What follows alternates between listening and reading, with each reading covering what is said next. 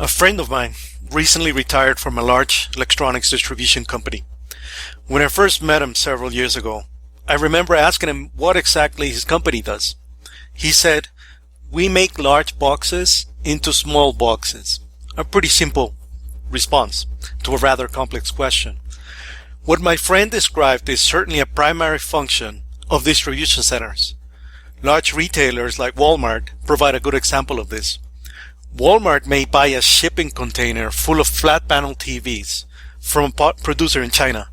Those TVs are shipped by ocean to carriers to Los Angeles, by rail to Dallas, and by truck to the Dallas distribution center.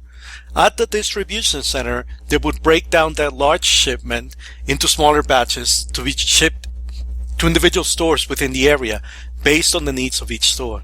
Distribution centers work very hard to make this process as efficient as possible.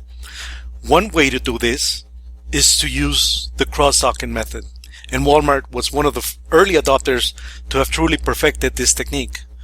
Back to my example of distributing TVs. I might load those TVs onto equal-sized pallets before I put them in the container. When my truck pulls up to one side of the distribution center, I can have smaller trucks waiting on the other side to be loaded. With cross-docking, I simply move each pallet directly from the large truck onto the smaller trucks, and off they go to the individual retail stores. The TVs never touch the floor. They are moved directly across the distribution center from one dock to another. No storage is required, and handling is minimized, and goods are processed through my center in a just-in-time manner. Pretty efficient operation. And that is one of the key differences between a warehouse and a distribution center. Although I might store inventory in the distribution center, it's only temporary storage, usually to facilitate customer service needs. And these same principles also apply to inbound distribution centers, as they're moving materials and components into my factories and assembly plants. Nowadays, distribution centers continuously look for ways to add value for their company and their customers, holding small amounts of inventory on a temporary basis as one way of adding value. Now, Walmart example, this certainly helps to ensure the right mix of products go to the retail store on time, and if possible, in full truckloads, which decreases my transportation costs. Another way to add value is the concept of kitting. If a particular job required 12 specific items to complete a part of the process, a distributor would collect them into kits, making that job faster and more efficient. This is a big value add to the assembly company because of the time savings and because they do not have to hold inventory themselves to make the kits themselves. There are several different decisions required to create and operate an effective distribution center. First and foremost, you have to decide if you will own the distribution network yourself or outsource this function to a professional distribution company.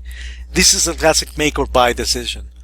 I next need to determine how many distribution centers I need, based upon the needs of my organization, to effectively move material and products through my supply chain. The next factor is location, and that is totally dependent upon where my customers are, whether they're my factories or plants or the actual customer of my finished goods. I need to be close to the people to whom I'm distributing, whether they're internal or external to my company. The number of location of my distribution centers will help me determine the size of each facility. Once I have made all these decisions, I have a pretty good handle on my distribution center costs. But I really need to look carefully at total costs to make sure I have the most efficient distribution network possible. The size, number, and location of distribution centers will largely determine my transportation costs, my inventory costs, and my cost of lost sales, because I did not have the product to fill the customer's order. I have to consider all these costs to optimize my distribution function. Is distribution optimized at your company? Who owns and operates the distribution centers? Are they located to provide the highest levels at the lowest cost? Are they adding value to your organization and aligned with company strategies?